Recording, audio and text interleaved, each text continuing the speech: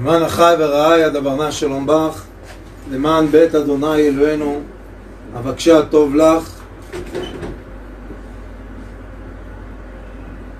Le discours aujourd'hui que je veux partager avec vous, c'est un discours personnel, mais à la fois qui doit tenir à cœur à toute la famille Sitrei Chaim et à toute l'équipe Sitrei Chaim et à tous ceux qui sont fidèles à cette voie dans la Torah qu'on a reçue de mon maître Mordechai Chaim. C'est une voie d'amour propre de son prochain, sans aucun jugement. C'est une voie dans laquelle chacun s'efface pour le bien de son prochain. On veut premièrement le bien de notre prochain et après on pense à nous. Parce que quand on est entouré de gens qu'on aime et qu'on leur fait du bien, nous-mêmes, on est dans le bien. C'est comme quelqu'un qui remplit une piscine de pétrole et après il se baigne dans la piscine et il ne comprend pas pourquoi il se colle dans le pétrole. Si on remplit l'espace-temps qui nous entoure d'amour, malgré la différence qu'il y a entre les opinions des gens, alors on baigne dans l'amour. Mais si on va vite au jugement de notre prochain, et on va vite à la haine gratuite, et on va vite aux commentaires et à la moquerie, et trouver toujours la faiblesse chez notre prochain, on baigne dans ce bain. Tisha B'Av, le 9 Av, n'a pas commencé dans la destruction des deux temples. Il a commencé bien avant. Il a commencé avec les frères de Joseph qui ne pouvaient pas supporter leurs frères. Et ils ont eu envers lui, à cause qu'ils étaient jaloux que leur père l'aimait et l'enseignait, et lui a fait un habit spécial pour montrer qu'il est aimé, ils l'ont haï. Et après qu'ils l'ont haï, ils ont voulu le tuer. Et lui, Yosef, quand son père lui a dit « Va voir la paix de tes frères » il lui a pas dit « Va voir comment vont tes frères ». Il lui a dit « Va voir la paix avec tes frères ». Joseph a été prévenu par l'ange Gabriel qu'il a trouvé dans le champ et lui a dit « Fais attention, tes frères veulent te tuer ». Il a dit « Moi je ne veux pas qu'ils me tuent. Et moi-même, je ne veux pas leur mal. Donc ils ne pourront rien me faire. » Et en effet, il est parti les voir. Ils l'ont attrapé. Et il s'est laissé faire. Il n'y a aucun verset dans la Torah qui dit que Yosef s'est battu. Que Yosef a dit quelque chose. Que Yosef était malheureusement dans le conflit avec eux. Rien ne dit ça. Tout ce qu'il est écrit, c'est que Yosef a accepté. Pourquoi? Parce qu'il a compris que quand je ne suis pas rancunier,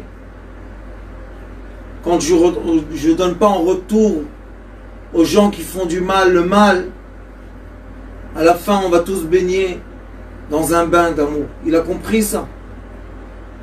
Et 20 ans après, ses frères sont venus le voir, pas 20 ans après, ouais, à peu près 20 ans. Ses frères sont venus le voir il y avait la sécheresse en Eretz Israël. Et c'était lui, la personne qui a réussi et qui est devenu le maître du monde. Il est devenu le Seigneur du monde. Et lui, il a tout préparé pour faire quoi? Pour faire du bien. Malgré qu'on lui a fait tellement de mal, il a dû changer son identité.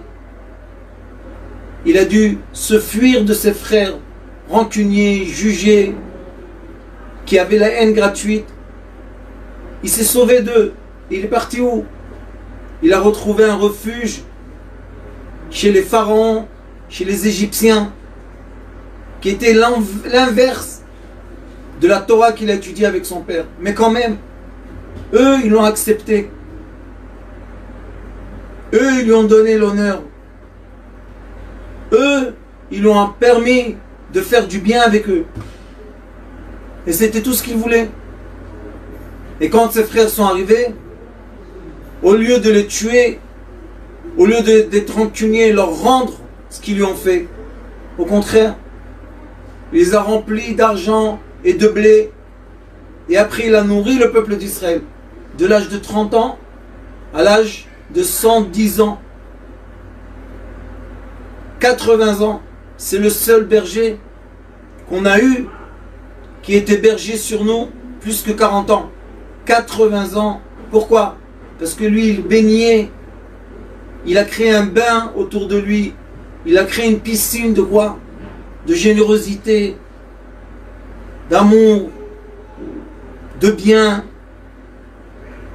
de bienfait, et non pas de rancune, et de haine, et de loi, et de jugement. Et comme ça, il a réussi à adoucir le jugement qui était céleste, de faire du mal aux frères de Joseph à cause qu'ils ont voulu le tuer. Dieu voulait. Mais non, Joseph ne voulait pas. Il a dit à l'ange, je veux voir mes frères, je veux voir la paix avec mes frères, je ne veux pas la haine avec mes frères.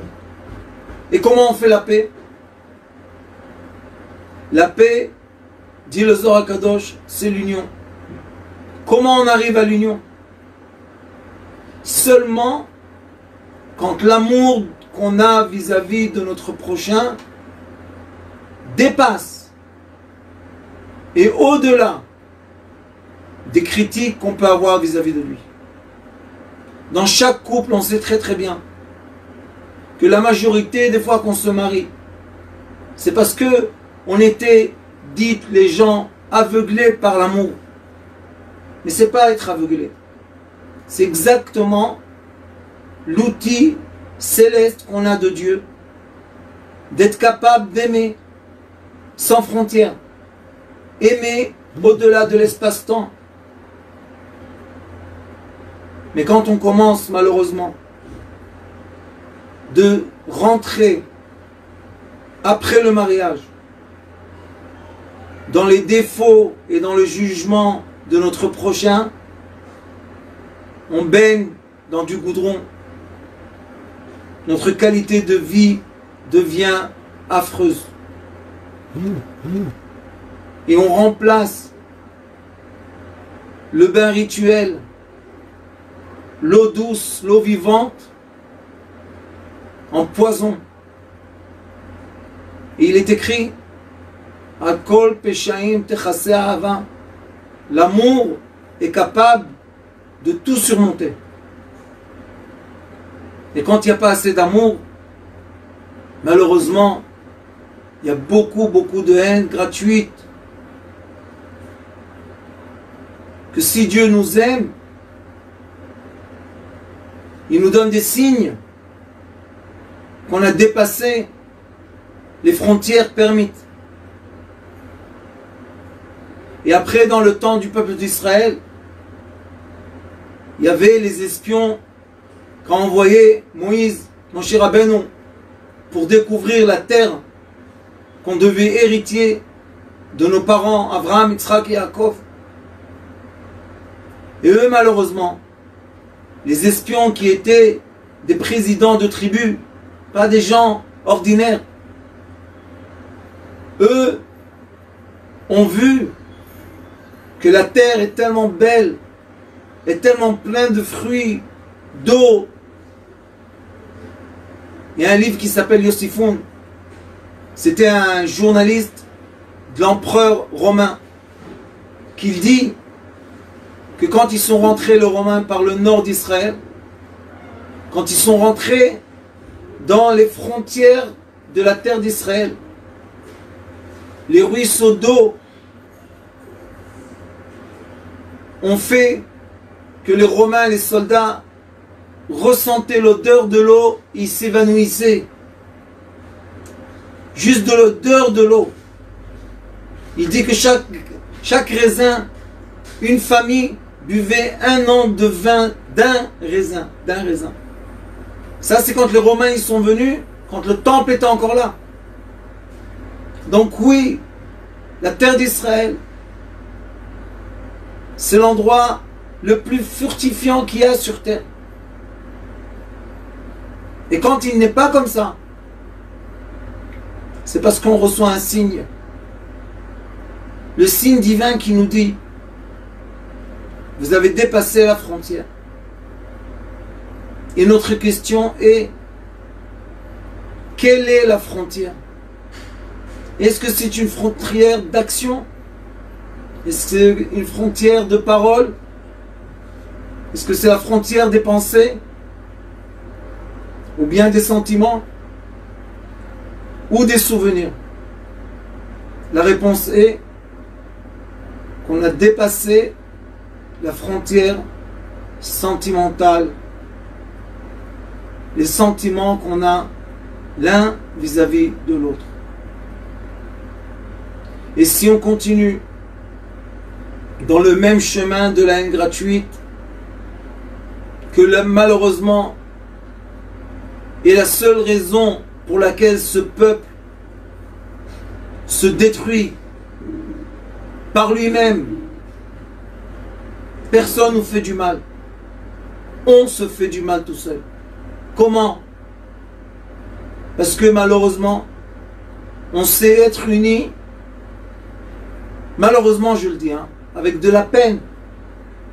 On comprend que l'union est importante seulement quand on a des moments difficiles de guerre, de destruction,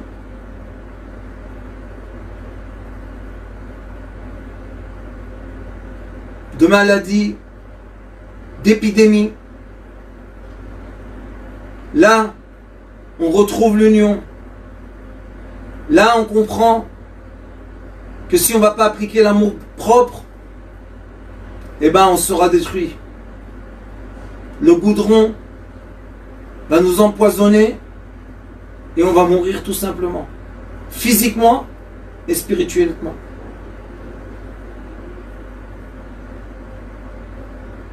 Je suis obligé de vous partager mes sentiments sincères, très difficiles, que j'ai eu moi-même et que j'ai dans ma famille, dans notre communauté. Le feu de la dispute et de la haine gratuite. Shabbat Kodesh, le jour de Shabbat dernier, Shabbat Chazon, il y a une paire de tefilines qui a brûlé. Le feu, au lieu d'éclairer l'âme, il est sorti d'une bougie, il a brûlé une paire de tefilines que j'ai enterrée aujourd'hui dans le cimetière à côté de mon maître Mordechai, pour exprimer la halakha qu'on doit enterrer des tefilines parce que c'est une âme, c'est comme un enfant qu'on enterre.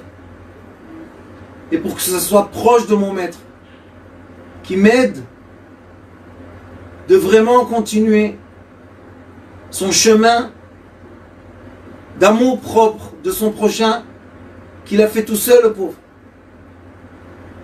Quand ils sont venus en terre d'Israël, on lui a volé ses enfants, il a vu tout ce qui se passe, la haine gratuite qu'il y a entre nous. Il s'est renfermé dans sa maison. Il m'a dit, une bougie seule, tiens, pour en faire une flamme, pour en faire une grande torche, il faut que plusieurs personnes qui comprennent l'amour propre soient unies. Et malheureusement, je crois que j'ai échoué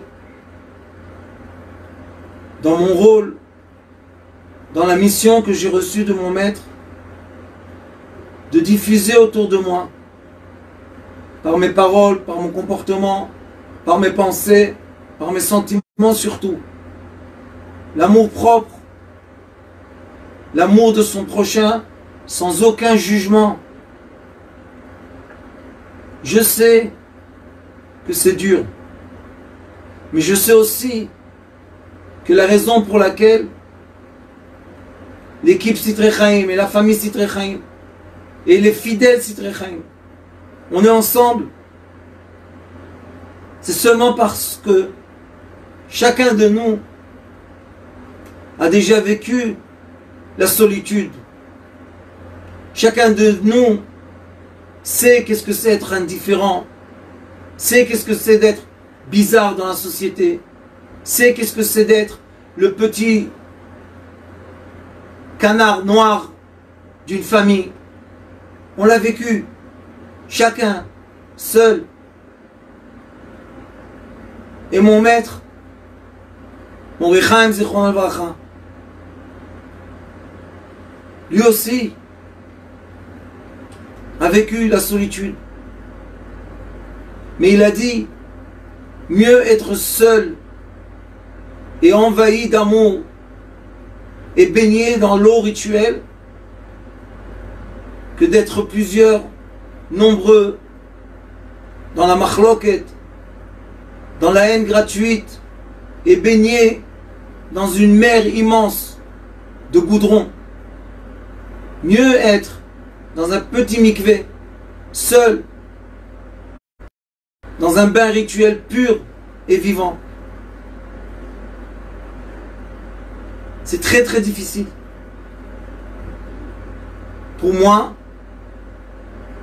la semaine de Tisha B'Av, la semaine dans laquelle Dieu a brûlé le temple, il est écrit dans les livres que pas les ennemis l'ont brûlé. Le feu est descendu du ciel. Le feu est descendu du ciel. Et les Kohanim se sont jetés dans le feu. Ils se sont réveillés trop tard. Le feu est déjà allumé. Le temple a été détruit. Il est écrit dans le Midrash de Tisha B'Av qu'il y avait un monsieur dans une montagne en face de Jérusalem, un agriculteur qui se levait le matin, malgré que le feu, le temple brûle, et il a pris sa vache pour aller labourer le terrain, et la vache a vu le feu du temple, et elle s'est mise par terre à pleurer, et lui il a frappé la vache. Pourquoi? Pour qu'elle travaille, qu'elle laboure le terrain. Mais même une vache, une bête, comprend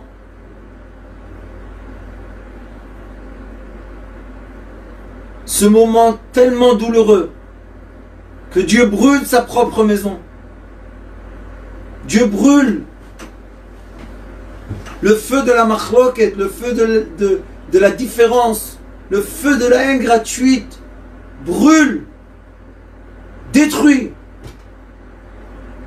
le moment le plus beau sur terre, l'endroit le plus élevé. Dans cet endroit-là du temple, il y avait la bénédiction qui se découlait pas seulement sur le peuple d'Israël, mais sur toutes les 70 unions. C'était l'endroit qui avait la manifestation de quoi? De la présence divine qui découlait le bien sur nous tous. Et comment ça s'est détruit? Kamtsa et Bar Kamtsa. Il y avait deux ennemis à Jérusalem, deux sages, ennemis, se détestaient, une haine. Comment on les appelle des sages? Parce qu'ils connaissaient beaucoup de livres. Et un des sages a fait mariage à son fils. Et il a invité tous les gens de Jérusalem. Alors aussi, son ennemi est venu. Pour ne pas avoir honte, que tout le monde voit que lui, il est l'ennemi. Donc il reste chez lui à la maison, mais tout le monde est invité. Et quand il a vu le Baal Simcha, le père du Khatan, il a vu qu'il est là, son ennemi, il lui a dit, qui t'a fait rentrer ici? Sors de là tout de suite. Il lui a dit, ne me fais pas honte à côté de tout le monde. Je payerai mon manger. Il lui a dit, non, je veux pas et je peux pas te voir. Il lui a dit, je payerai la table. Il lui a dit, non. Il lui a dit, s'il te plaît, ne me fais pas honte en face de tout le monde. Je paye le mariage entier. Il lui a dit comme ça, si tu me donnes tout ton trésor, j'accepte pas parce que je te hais.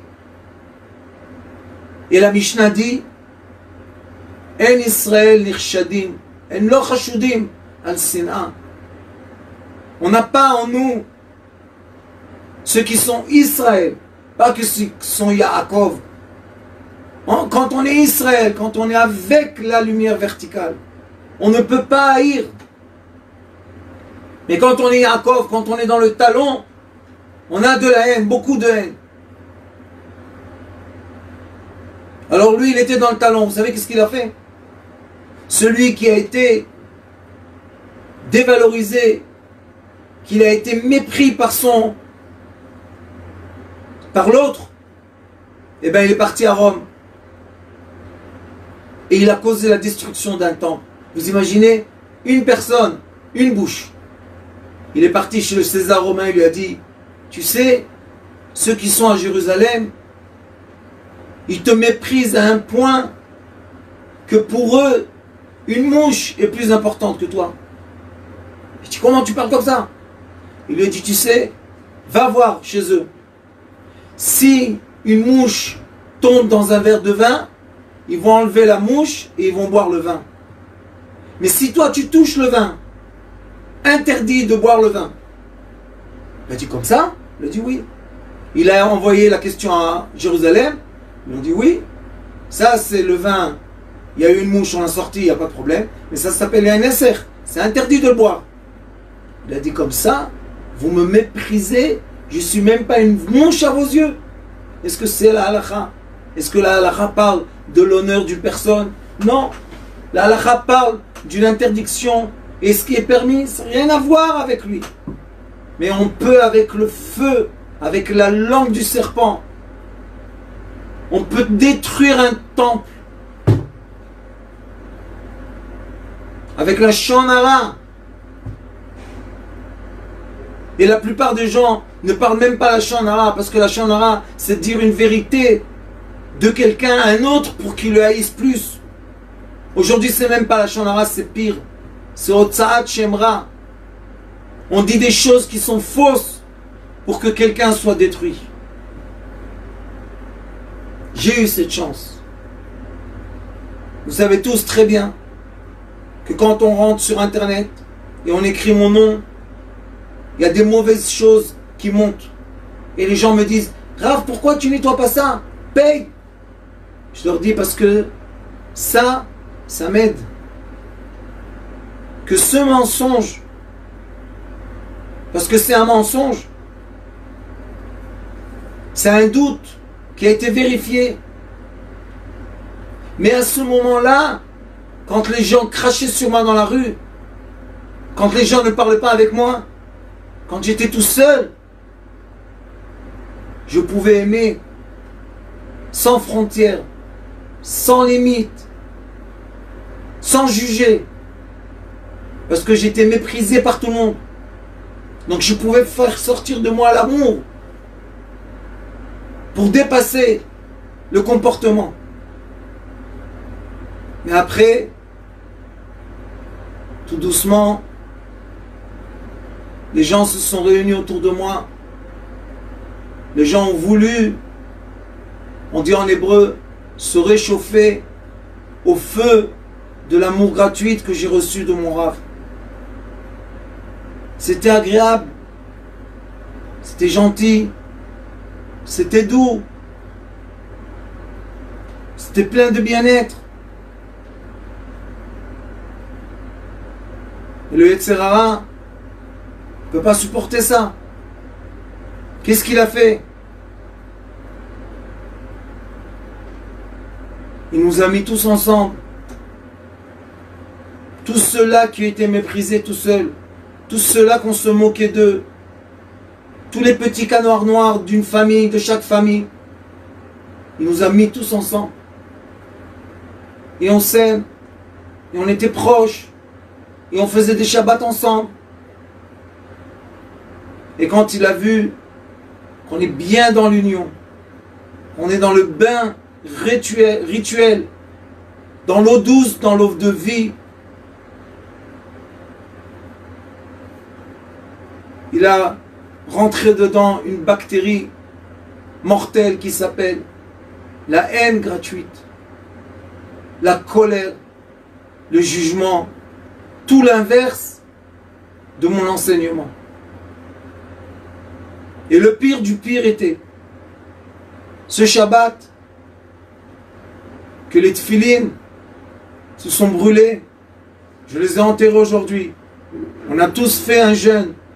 On a fait la prière comme on fait quand il y a des drames. On a fait sortir le Sefer Torah. On a prié ensemble. Ça, ce sont des actions et des mots. Mais le cœur, est-ce que le cœur a compris? Est-ce qu'on a compris exactement pourquoi on est là? Pourquoi on veut tous être autour de Sitra Chaim? Est-ce qu'on a compris pourquoi ça nous fait du mal quand on entend des gens dans des manifestations crier des gros mots, des insultes, des paroles contre quelqu'un, tel ou autre, des menaces de meurtre? Ça, c'est le poison. Ça, c'est la vraie bactérie de ces derniers mois. Je suis coupable. C'est moi. Moi. Je ne mérite même pas d'être nommé Rav. Parce que quelqu'un qui est un Rav, il sait prendre son troupeau vers l'eau douce et non pas malheureusement dans la machloket, dans la haine gratuite. Je sais, il se bat avec nous, avec toute sa force.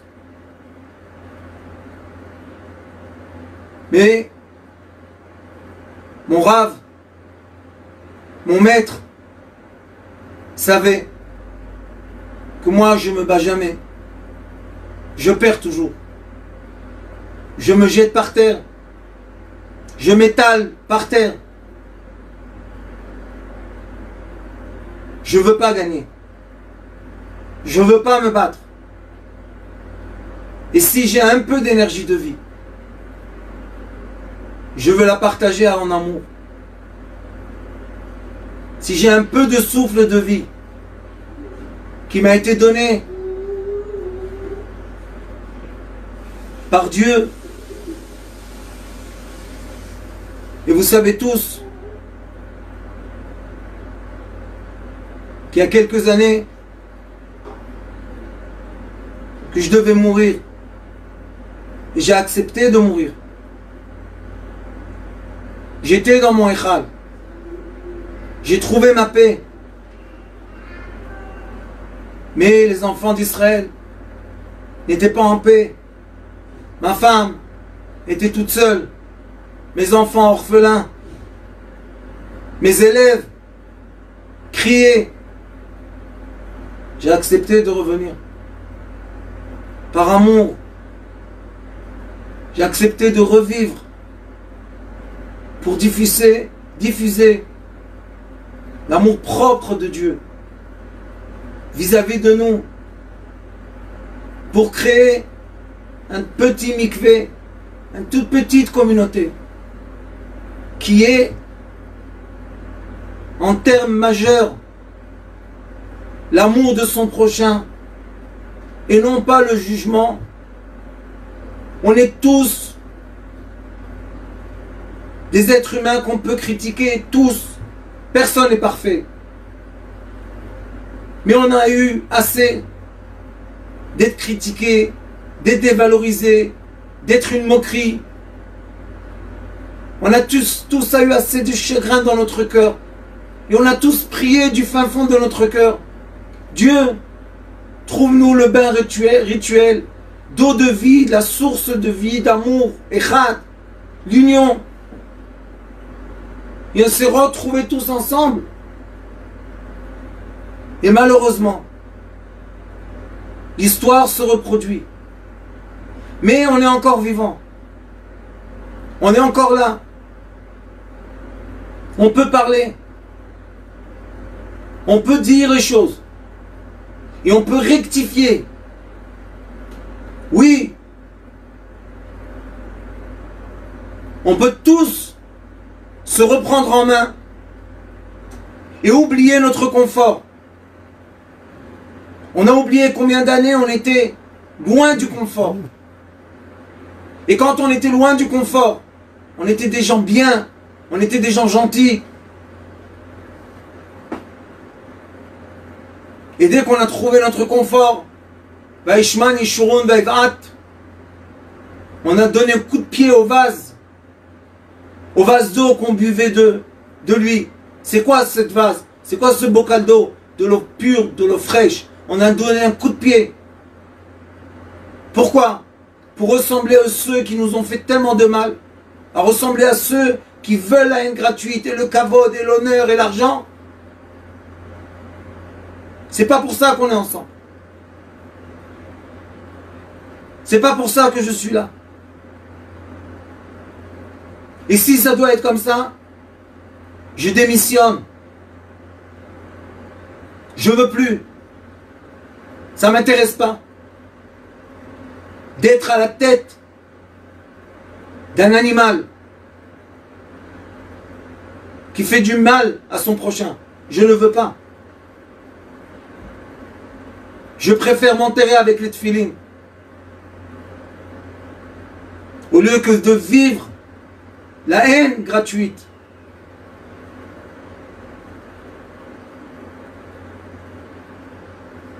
On souffre tous d'un virus, vrai ou imaginaire, c'est pas important. Mais le principal de ce virus, il nous a tous mis dans la séparation, dans le doute de notre prochain, dans la haine gratuite, dans la destruction des familles, dans la destruction du noyau de famille. Est-ce qu'on ne comprend pas qu'est-ce qui se passe? On oublie que si dans un noyau de famille personne n'est malade, pourquoi on ne s'aime pas? Pourquoi on ne s'enlace pas? Pourquoi on ne s'embrasse pas? Quel est ce feu qui nous brûle? Des gens âgés n'ont pas vu leurs enfants des mois par crainte d'être collés de quelque chose qu'on ne sait pas s'il existe. Et si vraiment on aime nos parents, eh ben on va faire un test. Et on voit que dans les tests on n'a rien du tout. Et on va les voir. Mais non, c'est interdit. Dieu a brûlé un petit temple qui s'appelle une paire de tefilin. Et le but des tefilin, vous savez c'est quoi? On les met sur la main contre le cœur et sur la tête contre le cerveau pour faire l'union entre les sentiments et les pensées, l'union entre les cartésiens et les indigos, l'union du peuple d'Israël. Après Tisha B'Av,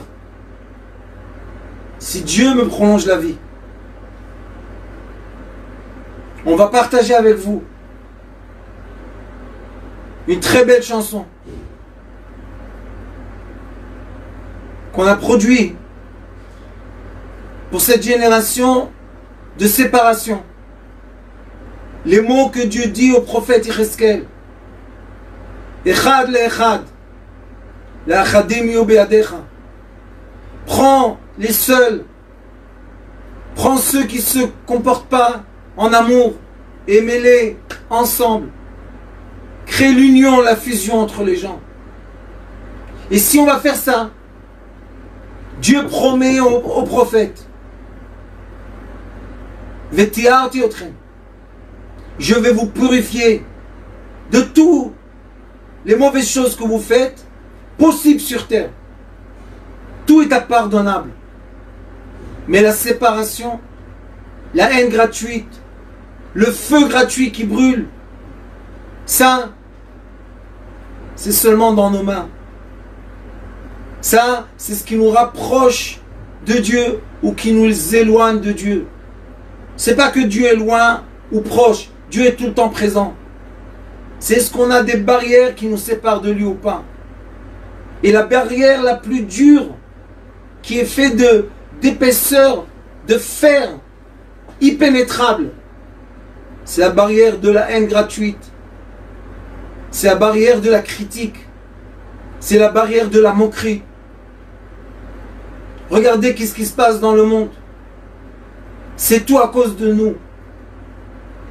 Regardez les inondations en Chine. La tiers de la Chine est inondée. Des millions de gens vont mourir. C'est pas les Chinois qui meurent. C'est nous. Parce que la crise économique que ça va emmener, parce que la majorité de la nourriture vient de la Chine. On ne peut même pas y penser. Mais tant qu'on a notre confort dans notre frigidaire, on pense, ah, ça fait rien, on ira aux prises uniques. Oui, mais aux prises uniques, d'où ils reçoivent la marchandise? C'est un système économique mondial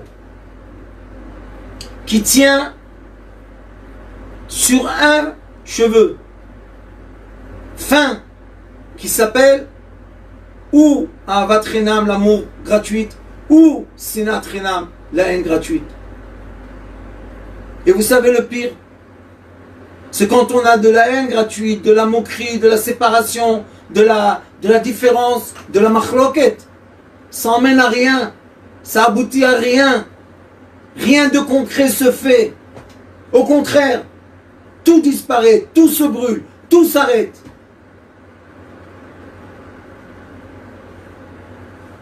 Mais l'être humain perd la raison quand le pauvre, il a avalé une bouffée d'air empoisonnée d'haine gratuite. Vous comprenez? Le monsieur qui a fait le mariage à son fils au temps de la fin du deuxième temple, qu'est-ce qui serait passé s'il aurait laissé ce monsieur manger son ennemi? Il est écrit qu'il y avait des centaines de gens au mariage. Il n'aurait même pas fait attention à lui. Mais non, c'est une bouffée d'air. C'est pour ça que David Amelech a dit à Kadosh Baruch Hu, Veruach nachon chadesh bekirbi. Renouvelle-moi avec de l'air vrai, avec de l'air de l'amour. David Amelech dit, Nochri haïti le'echai. J'ai été détesté par mes frères. J'ai été rejeté par eux. Je ne peux pas reproduire ça. S'il te plaît, renouvelle-moi d'amour gratuite. Parce que lui, il est devenu roi. Il devait se battre. Il devait avoir de la rigueur. Mais il en pleurait. Il disait à Kadosh Baruch Hu, je veux pas. Je préfère être ce berger de moutons dans la forêt, plein d'amour propre, plein de pardon, parce que quand on nous fait du mal, on pardonne, que d'être un roi avec de la force et dans la rigueur. Je ne veux pas. Même que son fils, Avshalom, voulait prendre le royaume de ses propres mains et a fait ce qu'il a fait. David Amelech l'a enterré, il a dit Avshalom, Avshalom, mi'iten moti tartecha.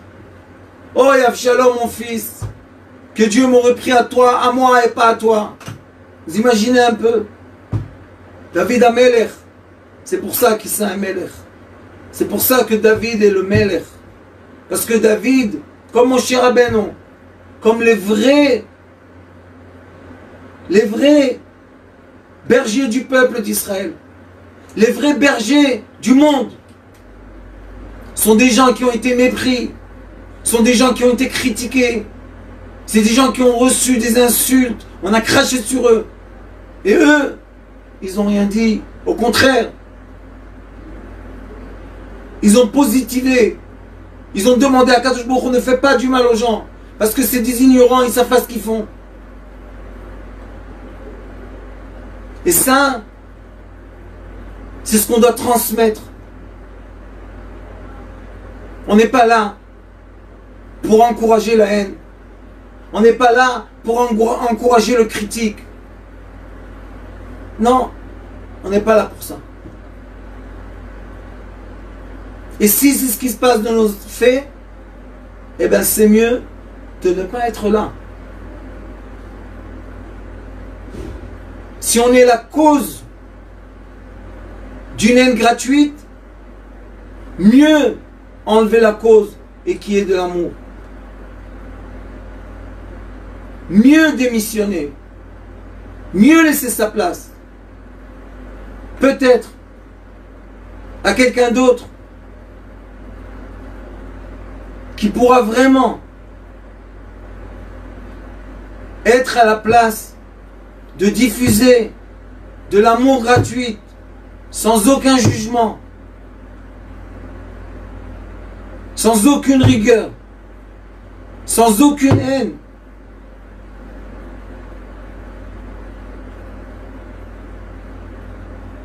Il faut savoir que quand on est connecté à la lumière verticale, à la lumière de l'amour, personne ne nous fait du mal. C'est l'imagination. Il ne faut pas se battre pour garder le kavod du rav, l'honneur du rabbin. On s'en fout du rabbin, on s'en fout de l'honneur. Je parle de moi. On veut de l'amour propre. Les sages de la moralité nous disent le summum des midot est transformer un ennemi en ami. Transformer quelqu'un qui te haït en quelqu'un qui t'aime. Mais pour cela, on va rencontrer dans la vie les ennemis et ceux qui nous haïssent. Est-ce qu'on doit les rejeter? Est-ce qu'on doit les mépriser? Est-ce qu'on doit se moquer d'eux parce qu'on est fort? Non, on est fort quand on les rapproche à nous, quand on les illumine, quand on les chauffe de tellement d'amour qui rentrent dans le bain rituel de l'amour et ils sortent vos amis. Est-ce que dans le couple on doit avoir raison et se séparer, ou laisser la raison et garder l'amour? Est-ce qu'on a raison? Avec le recul du temps, on voit que chaque fois qu'on a pensé qu'on a eu raison, on a eu aussi tort. Donc c'est pas l'outil qu'on doit utiliser. Et surtout maintenant, on est à 2 jours près. Mercredi soir, on commence le jeûne de Tisha B'Av. On va pleurer. On va faire tchouva. On va demander à Kadosh Baruch Hu. Enlève la haine gratuite de nous. Rosh Hashanah, dans la prière, on crie V'aser sinat chinam benenu. S'il te plaît, enlève cette haine gratuite qu'on a entre nous, qui mène à rien, qui construit rien, qui fait rien, rien du tout. Au contraire, le seul gagnant de la haine gratuite, c'est le mal, c'est le Satan. Et pourquoi il fait ça? Pas parce qu'il est méchant, parce que son rôle sur terre est de voir et de tester. Est-ce qu'on est des vrais ou on est des faux? Est-ce que vraiment l'amour de Dieu nous est précieux plus que tout au monde, ou bien l'amour de nous-mêmes est plus précieux? Et le degré le plus élevé qui nous teste est quand quelqu'un nous fait du mal, quand quelqu'un nous méprise. Est-ce qu'on va l'aimer? Est-ce qu'on va le transformer en ami? Ou bien est-ce qu'on va cultiver cette haine? Et elle va grandir et grandir et grandir, elle va devenir du feu, jusqu'à quand qu'elle va brûler les choses les plus sacrées qu'une personne peut avoir. Ce sont les lettres écrites sur un parchemin. Combien de fois il y a eu des incendies dans les maisons et la mezouza, le feu n'a pas touché? Combien de fois? Les lettres sont restées sur le parchemin. Mais quand les lettres se brûlent, fondent à cause du feu, le parchemin reste orphelin. Il reste seul. Il n'a plus de valeur. Donc il veut que le lettre soit écrite sur lui. Et c'est quoi les lettres? Les lettres, ce sont des taches noires. Ce ne sont pas des taches blanches. Quand Mashiach va venir, il va nous enseigner comment lire la lumière qu'il y a entre les lettres, et non pas les lettres noires. Mais tant qu'on est dans l'exil, eh ben on lit le noir qui est sur le blanc. Donc, on accepte l'obscurité avec la lumière. On crée l'union. Et c'est ce qui est écrit dans Bereshit, au début des temps. Le premier jour, Vayerev Vayboker. Il y a eu la nuit, il y a eu le jour. Yom Echad. C'est un jour. Ensemble, unis. L'obscurité prend place. La lumière accepte. Elle s'en va, elle se retire. Et puis après, la lumière doit prendre place. Et bien l'obscurité se retire. C'est tellement beau. L'union, la fusion des gens différents, des gens opposés.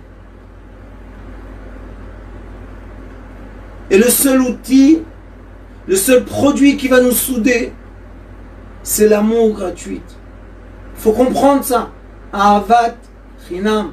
L'amour de son prochain, différent de toi. C'est même pas intéressant. Il faut même pas regarder. Moricha me disait, ne regarde pas l'être humain. Ne le regarde pas. Regarde l'âme. Regarde le Tselem Elohim. Regarde la lumière divine qu'il y a sur lui, qui le fait vivre. Adresse-toi à ça et tu verras. Il se transformera en lumière et en amour. Je sais, on est dans une période qui est tellement difficile. On est dans une période qu'on est complètement abruti par la période. On ne ressent plus rien. Mais le drame est qu'on perd le lien. On se cache derrière des écrans. Au lieu d'utiliser l'écran pour se connecter les uns aux autres, on se cache derrière l'écran. et on devient seul. Seul, à mourir, à pleurer, à crier. Je veux un peu d'amitié. Je veux un peu d'amour. Vous savez, la jeunesse, combien de jeunes sont seuls, malgré que tout est permis, tout est ouvert, sauf une chose, le cœur. Le cœur est blessé, le cœur est méprisé, le cœur est jugé. Tout le système dans lequel on a mis nos enfants, et on les met encore, d'éducation, est un système de jugement. C'est un système dans lequel ils ne sont pas aimés malheureusement. Ils sont toute la journée testés pour réussir à avoir des notes qui ne veulent rien dire. Et à ce moment-là, que tout le monde fait des efforts pour être le premier dans la classe, on perd nos midotes, on perd l'essentiel de la vie, d'aimer son prochain. Vous savez, une toute petite puce a beaucoup plus de mémoire que 1000 personnes ensemble. Mais la petite puce ne sait pas aimer. Je peux être un cancre à l'école, mais quelqu'un qui aime et qui aide son prochain. J'ai dit aujourd'hui à mes élèves, je suis beaucoup plus ignorant que vous et beaucoup plus bête que vous dans la Torah. Vous êtes tous beaucoup plus que moi. Mais ça ne veut rien dire si on n'arrive pas à s'aimer. Mais moi, je suis le mendiant de l'amour. Moi, ce qui m'intéresse, c'est d'être dans un bain, un petit bain rituel, mais plein d'amour propre. Amour sans jugement, amour sans colère, amour sans haine. J'espère de tout mon cœur que mes paroles que je vous ai dites, vous allez partager partout. Et montrer qu'on doit prendre la responsabilité de nos sentiments vis-à-vis de nos prochains. Dites à tout le monde, à travers ce cours, la vérité. Et vous allez voir que chaque fois qu'on va créer une union d'amour, et ça commence dans la maison entre le mari et la femme, entre nous et nos enfants, entre nos frères et sœurs, quand on va créer un point d'amour, on va surmonter beaucoup d'obscurité. On va surmonter beaucoup de malheurs qui se passent aujourd'hui sur terre. Sachez qu'il faut voir les choses de façon globale. Mais le monde pousse très fort, de façon violente, à la guerre. Et à la guerre, on sait tous aujourd'hui, avant la guerre, qu'il y a seulement des perdants. Alors pourquoi perdre? Et pourquoi pas gagner? L'amour.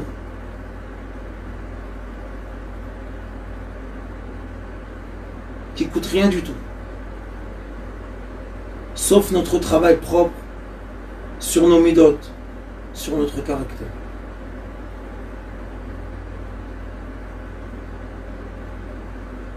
J'espère que les choses qui sont sorties de mon cœur vont pénétrer le cœur de chacun de nous. Et on saura chacun qu'est-ce qu'on doit rectifier en nous, en amour propre, pour le bien de l'humanité et de la génération. Et surtout, pour l'amour de Dieu, qui est là, qui nous nourrit à chaque instant d'oxygène pur. Et nous, on pollue l'oxygène. L'oxygène est pur. C'est nous qui déformons les choses. Et on doit prendre la responsabilité. Et on doit s'annuler pour aimer notre prochain, le rendre cher à nos yeux. Que Dieu nous garde et qu'il pardonne toutes nos bêtises. Et que l'amour soit celle qui va enterrer les tefilines.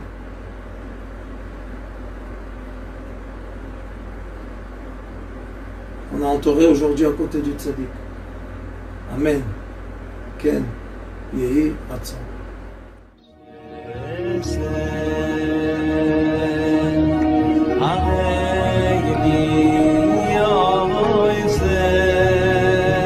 הוא היה אומר לי, בבית שלי יש מלאכים, לא רוצה לצאת מהבית.